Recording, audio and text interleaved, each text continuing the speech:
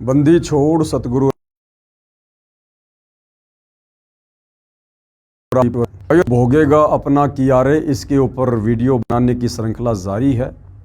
इस श्रृंखला में आज हमारा ये अंतिम वीडियो है और इस पुस्तक पर पहले जितने भी वीडियो बने हैं उन वीडियो में हमने बहुत सी शिक्षा प्राप्त की है कि संतों का, भक्तों का विरोध करने वालों को, संतों को, भक्तों को बेवजह सताने वालों को आगे चलकर कर्म फल के तहत क्या क्या दंड और सजा भुगतनी पड़ती है।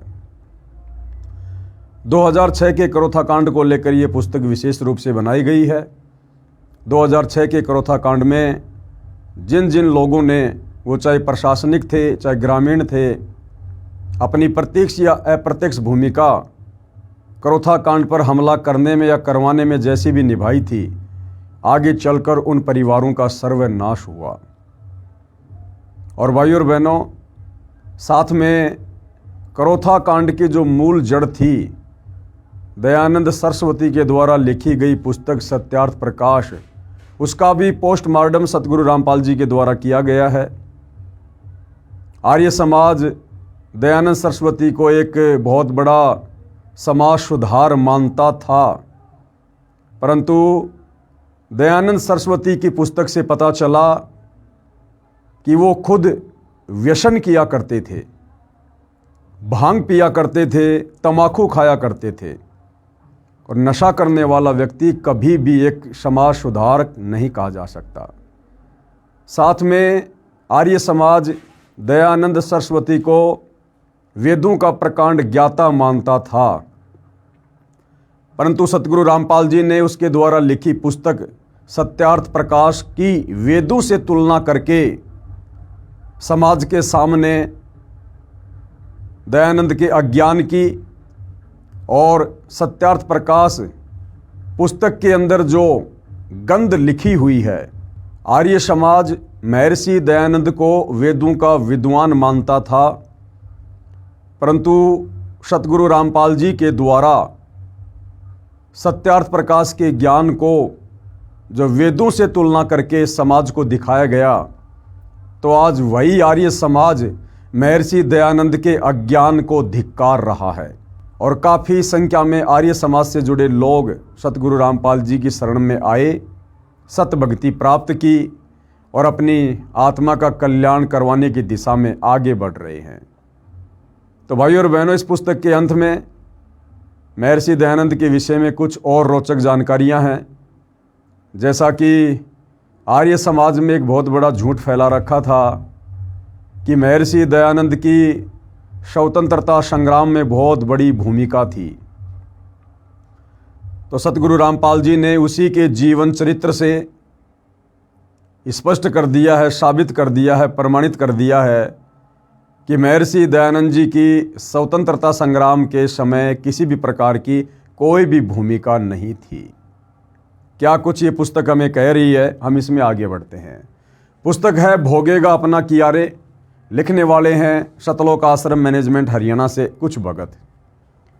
महर्षि दयानंद का स्वतंत्रता संग्राम में कोई योगदान नहीं था। पुस्तक नव जागरण के पुरोधा दयानंद सरस्वती के प्रकाशक मुद्रक की फोटोकॉपी।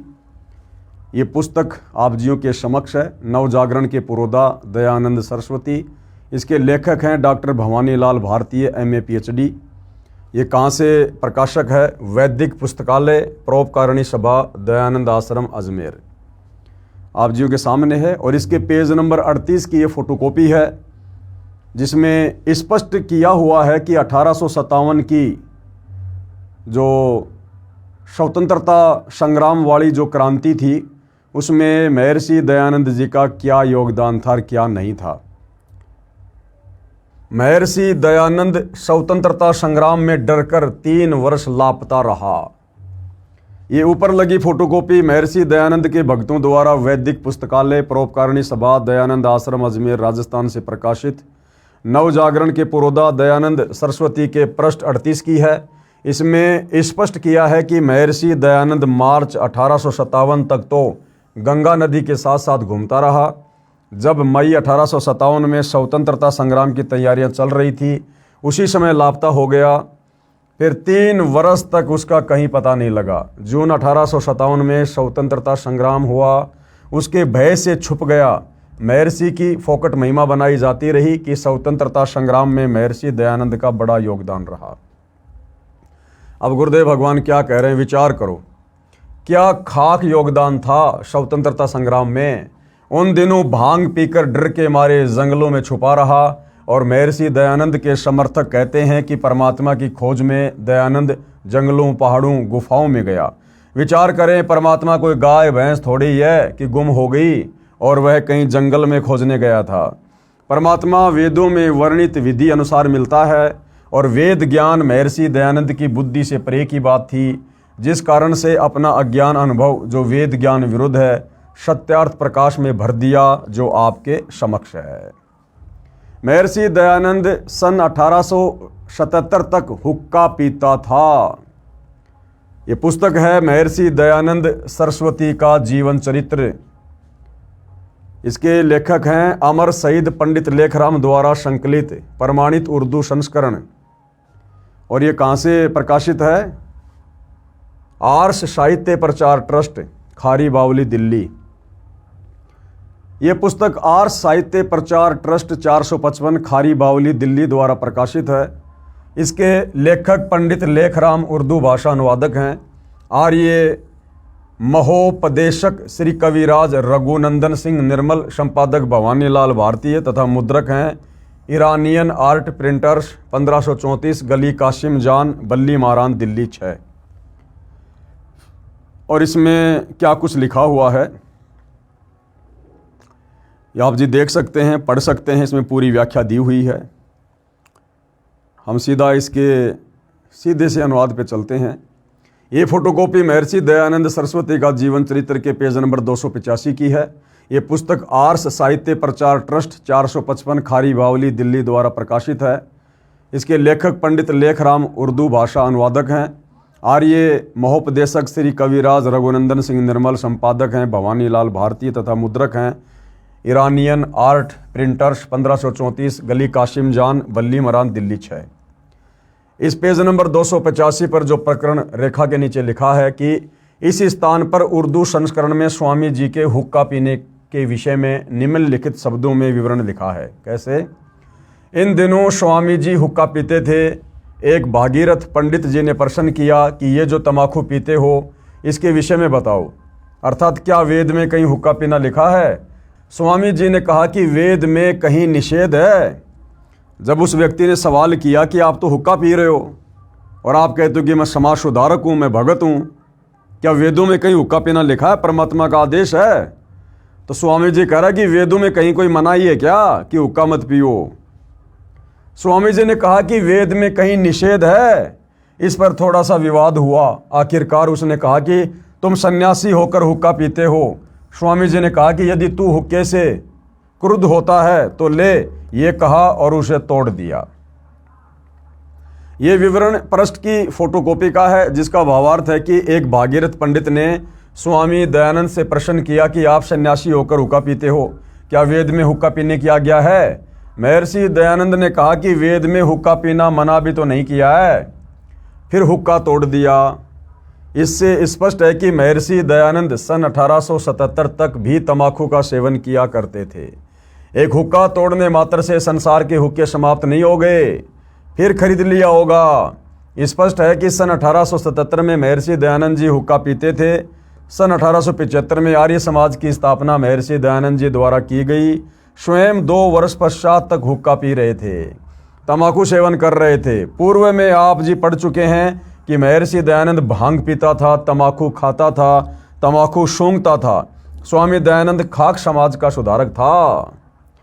इसी प्रश्न में रेखा के नीचे लेखक ने टिप्पणी की है कि हुक्का पीने की बात जो पंडित लेखराम जी के द्वारा लिखे जीवन चरित्र उर्दू संस्करण में लिखी है, उसके विषय में भ्रमित करने के लिए लिपापोती करते हुए अनुवादक ने कहा है कि वह विश्वसनीय नहीं लगती।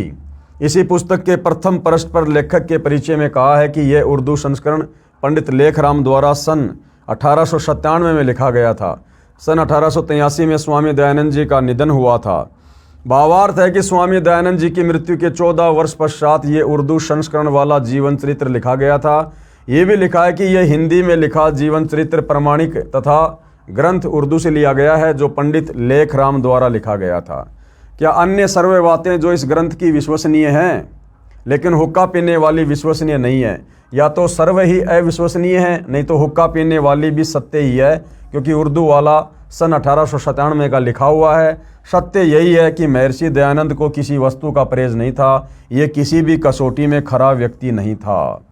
अर्थात भाइयों और बहनों, इस मन के ऊपर लगाम सच्चे सतगुरु की शरण में आने के बाद ही लगती है, अन्यथा कोई चाहे कितना बड़ा समाज सुधारक हो, वो अवश्य गलतियां करेगा ही करेगा।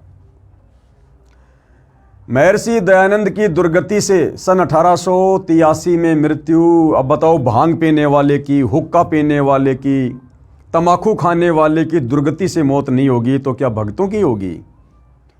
महर्षि दयानंद ने पाप कर्मों का दंड भोगा। पुस्तक दयानंद चरित्र की फोटोकॉपियां आप जी की आंखों के सामने है, देख सकते हैं। पुस्तक दयानंद चरित्र के पृष्ठ 216 की फोटोकॉपी। आश्विन मास में स्वामी जी को एक दिन ठंड लग गई। उस दिन बृहस्पतिवार और एकादशी थी।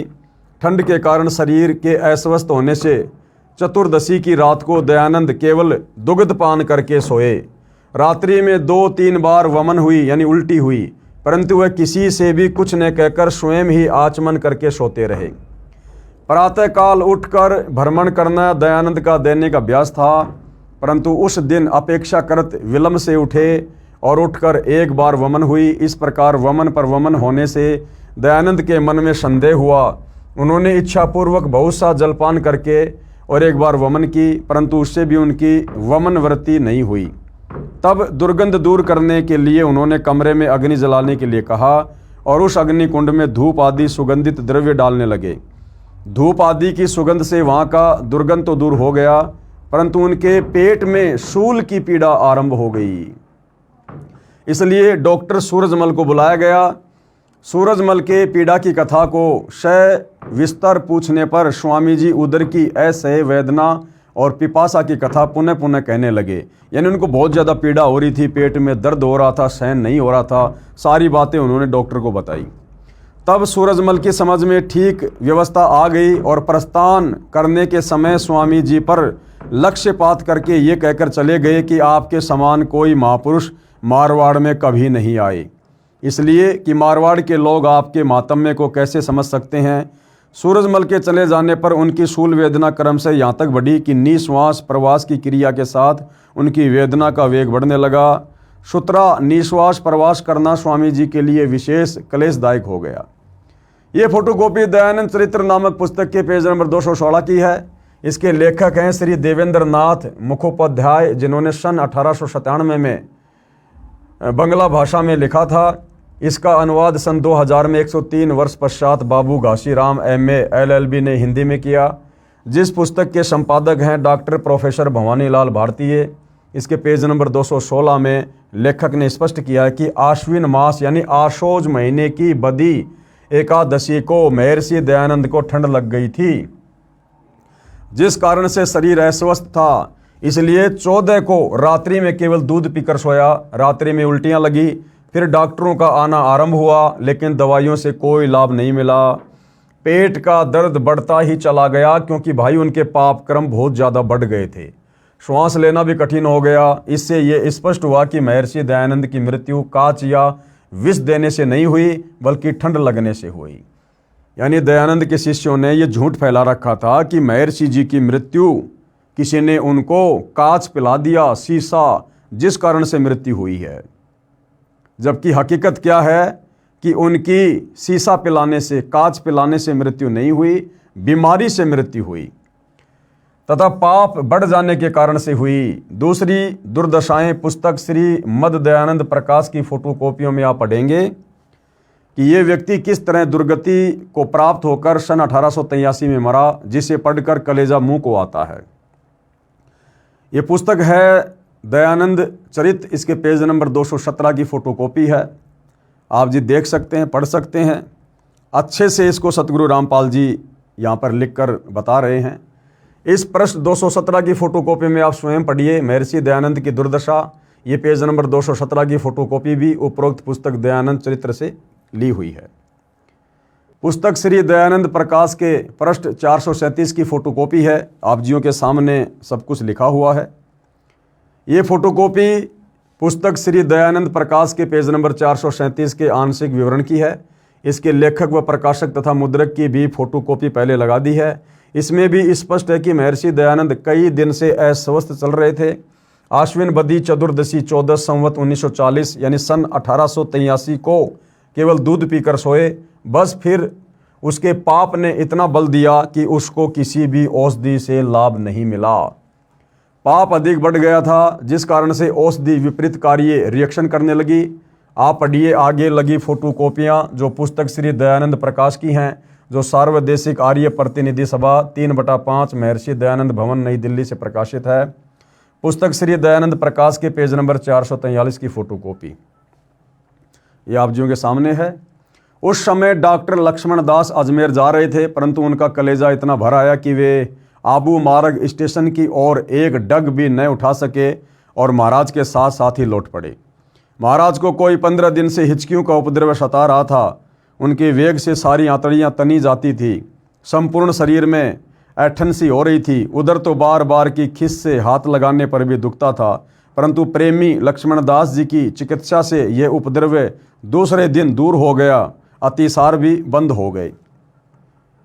ये फोटोकॉपी पुस्तक श्री दयानंद प्रकाश के पेज नंबर 443 की है। इसमें लिखा है कि 15 दिन तक अतिसार दस्त लगे रहे, हिचकियाँ लगी रही, पेट को हाथ लगाने से भी दर्द होता था। पुस्तक श्री दयानंद प्रकाश के पेज नंबर 444 की फोटोकॉपी ये आप जियों के सामने है। आप जी देख सकते हैं। आबू से नीचे आते समय भगत लक्ष्मण को कई आर्य पुरुष ऊपर जाते मिले। उन्होंने भगत राज को पहचान कर उससे भगवान का समाचार, यानी महर्षि दयानंद को ये भगवान कह रहे हैं, तम्बाकू खाने वाले को, भांग पीने वाले को, भगवान का समाचार उतना ही आतुरता से पूछा जितनी से पांडुपुत्र ने श्री कृष्ण का उद्धव जी से पूछा था। भगत ने व्यर्थ में आंसू बहाते हुए कहा, भगवान की अवस्था अति शोचनीय है कि भाई भगवान का बचना बड़ा मुश्किल है। निर्बलता परले पार की बढ़ गई है। उनके कंठ में, जीभ पर, मुख में, माथे और सिर पर छाले पड़ गए। पानी का घूंट भी बड़ी कठिनता से गले से नीचे उतरता है। ये फोटोकॉपी पुस्तक श्री दयानंद प्रकाश के पृष्ठ 444 के आंशिक विवरण की है। इसमें स्पष्ट किया है कि दयानंद की दुर्गति किस सीमा तक बढ़ी हुई थी। उनके कंठ में छाले, जीभ पर छाले, मुख में छाले, माथे पर, सिर पर छाले पड़ गए थे। पानी की घूंट भी बड़ी कठिनाई से गले से नीचे जाती थी। पुस्तक श्री दयानंद प्रकाश के पेज नंबर 445 की फोटोकॉपी ये आप जियों के सामने है। हम सीधा सीधा इसके शुद्ध हिंदी अनुवाद पर चलते हैं। ये फोटोकॉपी इस पुस्तक श्री दयानंद प्रकाश की है, जिसमें लिखा है कि उसका मलमूत्र वस्त्रों में ही निकल जाता था। दयानंद को अतिसार यानी दस्त लगे हुए थे। ठाकुर भूपाल सिंह के हाथों पर ही कई बार मलमूत्र निकल जाता था।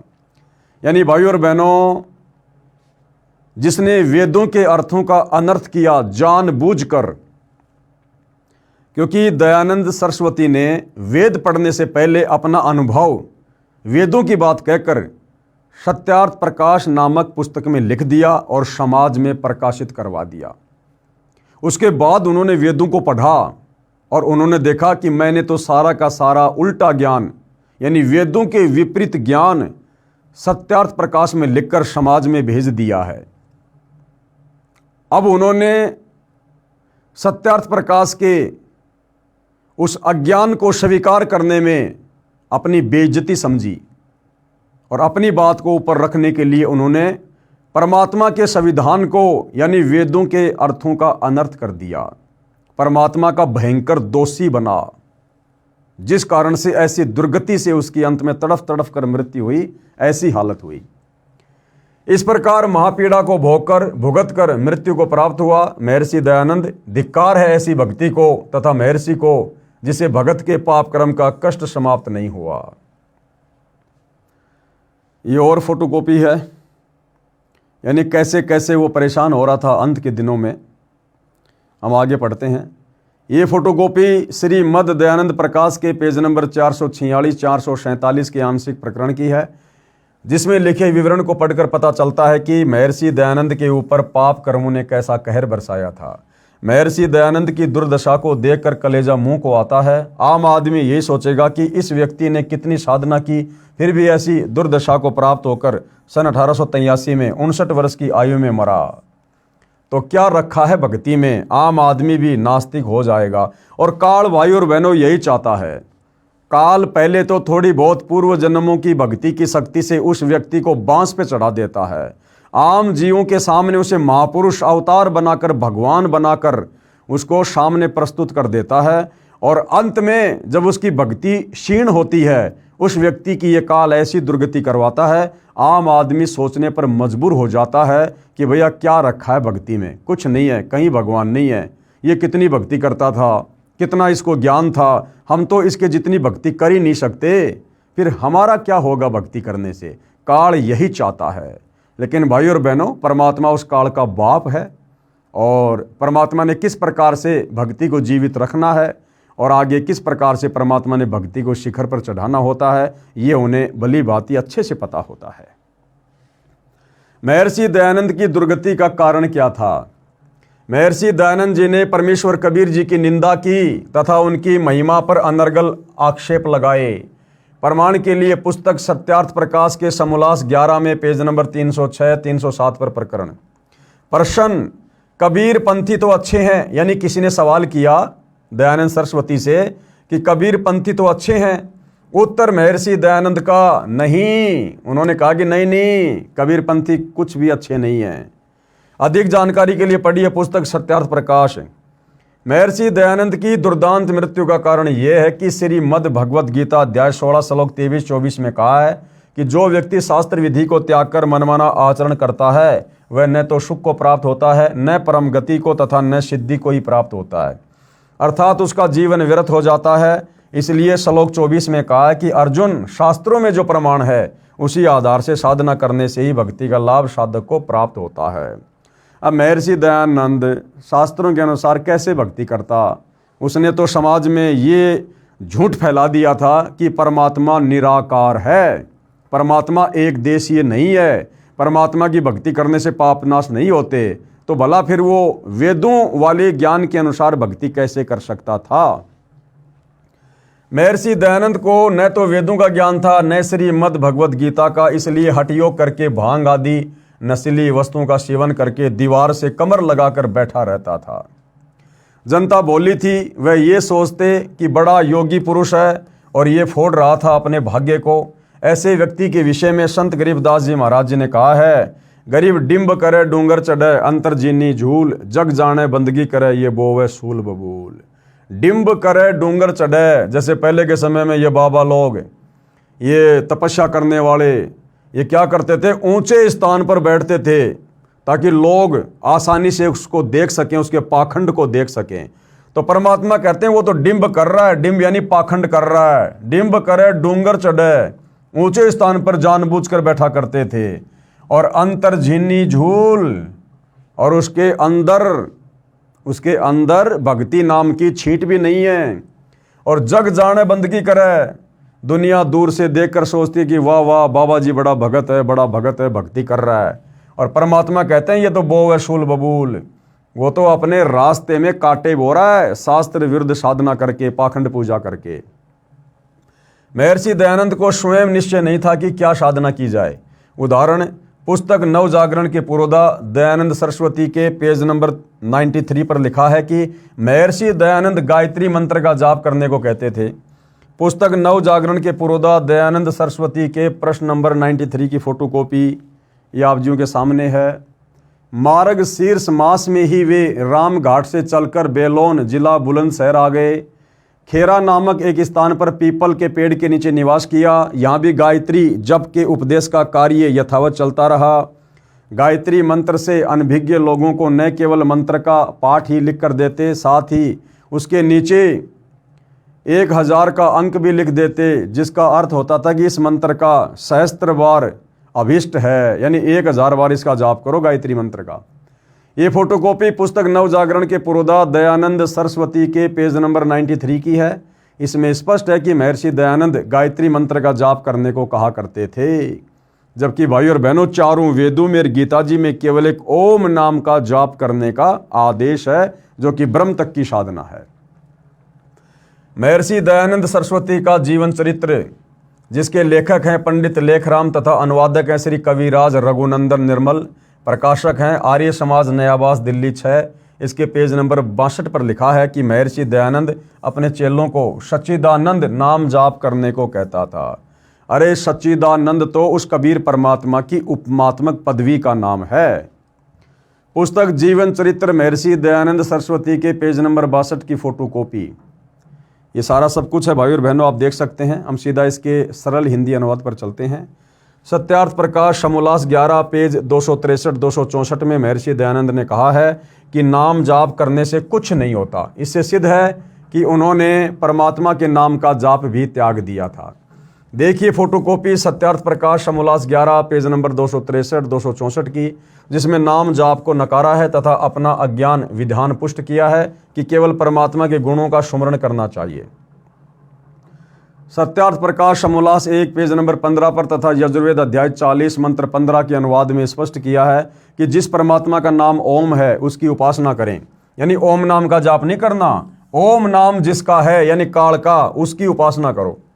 भावार्थ स्पष्ट है कि महर्षि दयानंद ओम नाम जाप करने के पक्ष में नहीं है।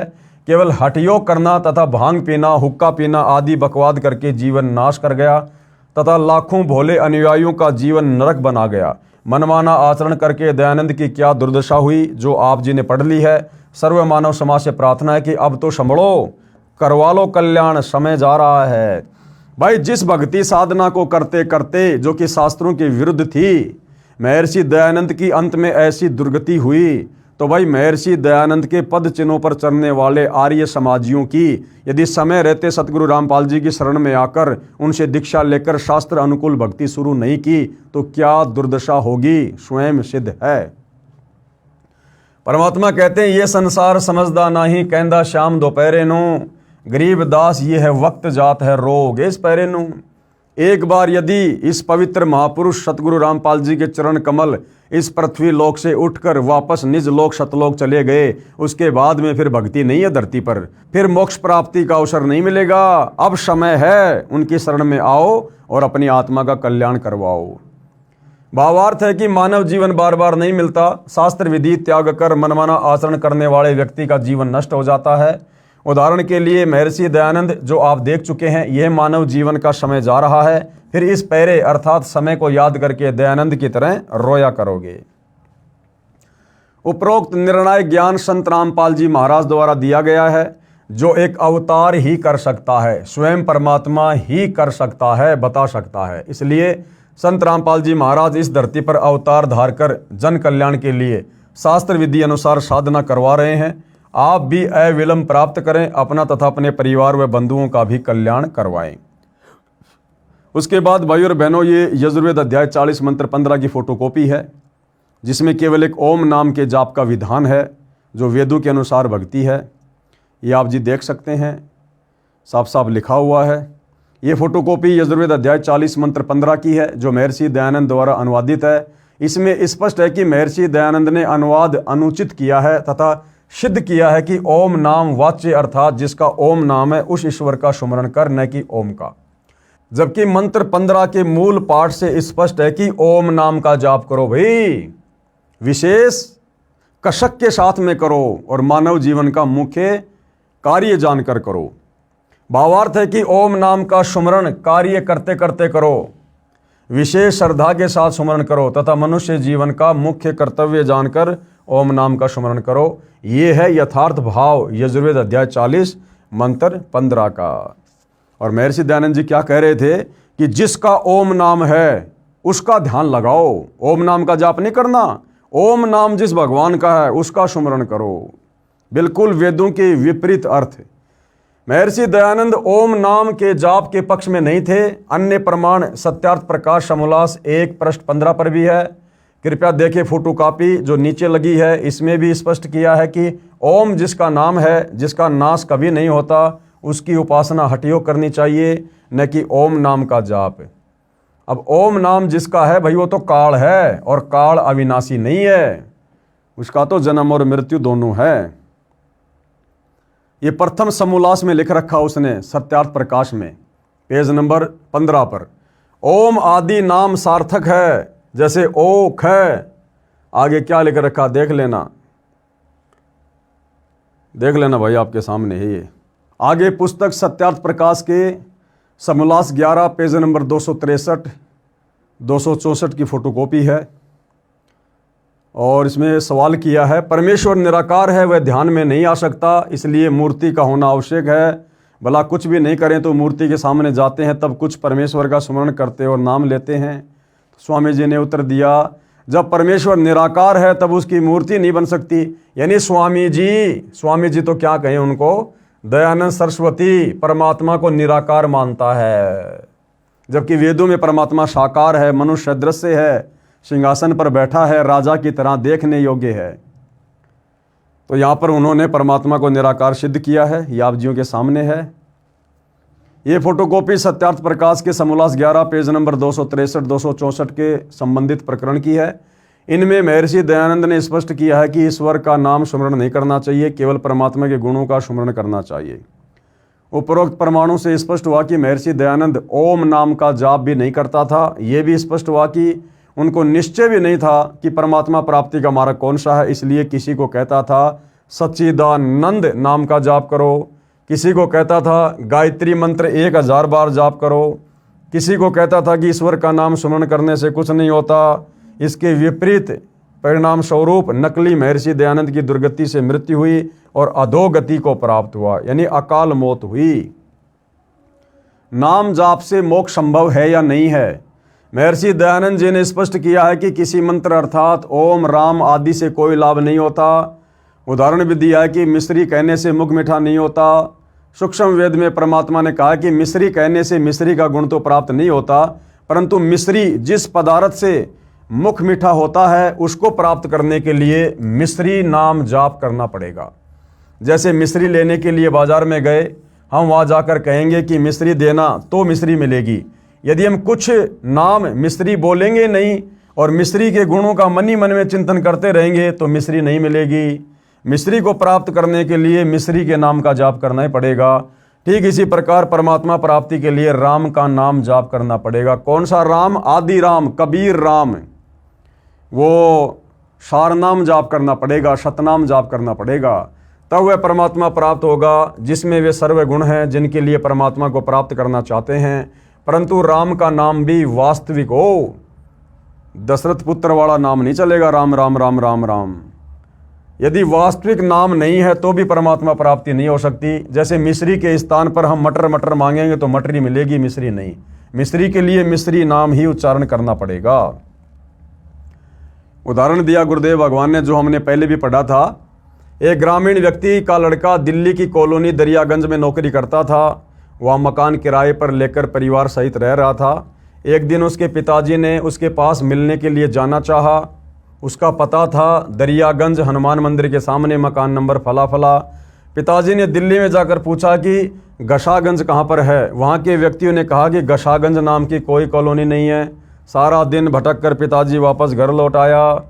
लड़के ने घर जाकर पूछा कि पिताजी आप आए नहीं, मैं आपका इंतज़ार कर रहा था। पिता ने उत्तर दिया कि बेटा मैं सारी दिल्ली में पूछता रहा, किसी ने गशागंज नहीं बताया। लड़के ने कहा पिताजी आपने दरियागंज पूछना था, तब मिलता। पिताजी ने कहा कि भाई दरियागंज और गशागंज एक ही तो हैं। विशेष हरियाणा प्रांत के फरीदाबाद जिले के व्यक्ति दलिए यानी खिचड़ी को दरिया तथा गशा कहते हैं, इसलिए उस ग्रामीण ने दरियागंज के स्थान पर गशागंज नाम से लड़के का मकान खोजना चाहा, जो नहीं मिला। इसलिए वह मकान दरियागंज वास्तविक नाम से पुकारने से ही मिलना था। ठीक इसी प्रकार परमात्मा को भी उसके असली शास्त्र सम्मत नाम से पुकारेंगे तभी मिलेगा। अब राम का वास्तविक नाम कौन सा है, उसके लिए कृपया पढ़िए पुस्तक ज्ञान गंगा। पुस्तक प्राप्ति के लिए इन नंबरों पर संपर्क करें। मेरे पूज्य गुरुदेव स्वामी राम देवानंद जी महाराज 108 वर्ष की आयु पूर्ण करके सतनाम 2 अक्षर का स्मरण करते करते शरीर त्याग गए। मेरे दादा गुरुजी पंडित चिदानंद जी, जिनका आश्रम गांव गोपालपुर में तहसील खरकोदा जिला सोनीपत हरियाणा प्रांत में है, 80 वर्ष की आयु में नाम स्मरण करते करते बैठे बैठे शरीर छोड़कर गए। मेरे परम पूज्य परमेश्वर कबीर जी 120 वर्ष की लीला में आयु में सह शरीर शवधाम चले गए।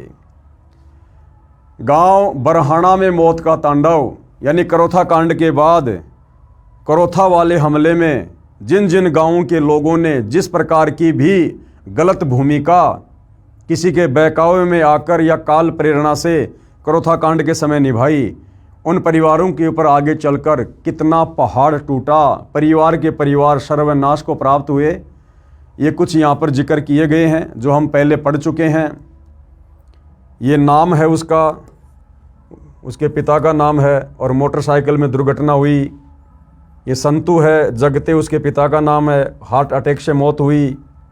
इस प्रकार से भाई और बहनों सभी को अपना कर्मफल भोगना पड़ा है।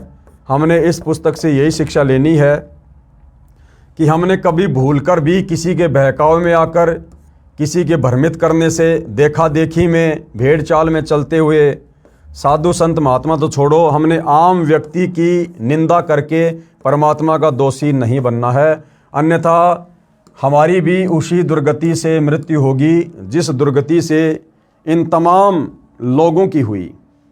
ये सब आपके सामने है। ये गांव करोथा में मौत का कहर, यहाँ पर भी साफ साफ आप जी देख सकते हैं कितने लोगों ने व्यर्थ में परम संत का जो है विरोध करके और अपनी मौत को न्योता दिया। विशेष पुस्तक विस्तार के कारण और नहीं लिख रहे हैं, अन्यथा और भी सैकड़ों प्रमाण है। समझदार को चाहिए कि गांव में हो रहे कहर से बचने का उपाय करें, किसी की आत्मा नहीं दुखाएं, संत रामपाल जी महाराज के प्रवचन सुने, किसी की बातों में आकर अपने कर्म खराब ना करें। धन्यवाद। तो भाई और बहनों, गुरुदेव भगवान के आशीर्वाद से ये पुस्तक भोगेगा अपना कियारे, इसके ऊपर वीडियो बनाने की श्रृंखला समाप्त हुई और आप जी भली बातें समझ गए होंगे कि आप और हमें इस पुस्तक पर बने 9-10 वीडियो से क्या शिक्षा मिली है। हमने उन बातों को याद रखना है और हमने निकट भविष्य में भक्ति मार्ग पर उन गलतियों को नहीं करना है जो गलतियां हमारे से पहले हमारे बड़े बड़े समझे जाने वाले भगत भाई बहन जो सतलोक आश्रम मैनेजमेंट से जुड़े हैं उन लोगों ने की है। तो आप और हमने सावधान रहना है। परमात्मा सतगुरु रामपाल जी की भक्ति को हमने हल्के में नहीं लेना है, मर्यादाओं को बहुत ही ज़्यादा सीरियस लेकर चलना है। और यदि उनके रहते सहते हमारी आत्मा का कल्याण नहीं हुआ, हमें मोक्ष प्राप्त नहीं हुआ, तो भाई और बहनों उनके सतलोक जाने के बाद हम कतई मोक्ष की उम्मीद ना करें। इसलिए पूरी तैयारी रखिए कि मेरा शरीर मेरे गुरुदेव भगवान के धरती पर रहते सहते छूट जाए। यदि आपका शरीर गुरुदेव भगवान के रहते सहते समाप्त नहीं होता है तो भाई और बहनों बड़ा मुश्किल होगा सतलोक का सफर तय करना। उसके बाद वही आत्मा सतलोक जा सकती है जिसने गुरुदेव के रहते सहते उपदेश ले लिया, और उपदेश लेने के बाद यदि उसके गुरुदेव उससे पहले सतलोक चले गए तो फिर उस भगत ने भाई और बहनों आजीवन तगड़े तरीके से मर्यादा में रहना पड़ेगा। अगर जरा भी मर्यादा भंग हुई, कोई भी नियम टूटा, जानबूझ के छोटी सी भी गलती की, वो भगत फिर अपने गुरुदेव की गैर हाजिरी में सतलोक जाने की उम्मीद ना करे। इसलिए भाई और बहनों गुरुदेव भगवान के रहते सहते हम इतनी कोशिश करें, इतना प्रयास करें, ऐसी भक्ति करें कि इस भक्ति के करने से हमारा गुरु भी हम पर प्रसन्न हो और इस काल लोक की जो ये मोह ममता की मोटी दीवार है, काम क्रोध लोभ मोह अहंकार की, ये भी झड़ जाए और गुरुदेव भगवान हमें इस पृथ्वी पर रहते सहते अपने विमान में बैठाकर सतलोक के लिए प्रस्थान कर दें। तो भाई और बहनों, गुरुदेव के आशीर्वाद से इस पुस्तक पर वीडियो बनाने की श्रृंखला समाप्त हुई। आगे परमात्मा जैसी भी दया करेंगे, किसी अन्य पुस्तक के ऊपर वीडियो बनाने की प्रेरणा करेंगे, अवश्य हम उनकी सेवा में हाजिर होंगे। तब तक गुरुदेव भगवान हम सबको आशीर्वाद दे, आज्ञा दे, सद्बुद्धि दे। बंदी छोड़ सतगुरु रामपाल जी परमेश्वर जी की जय हो।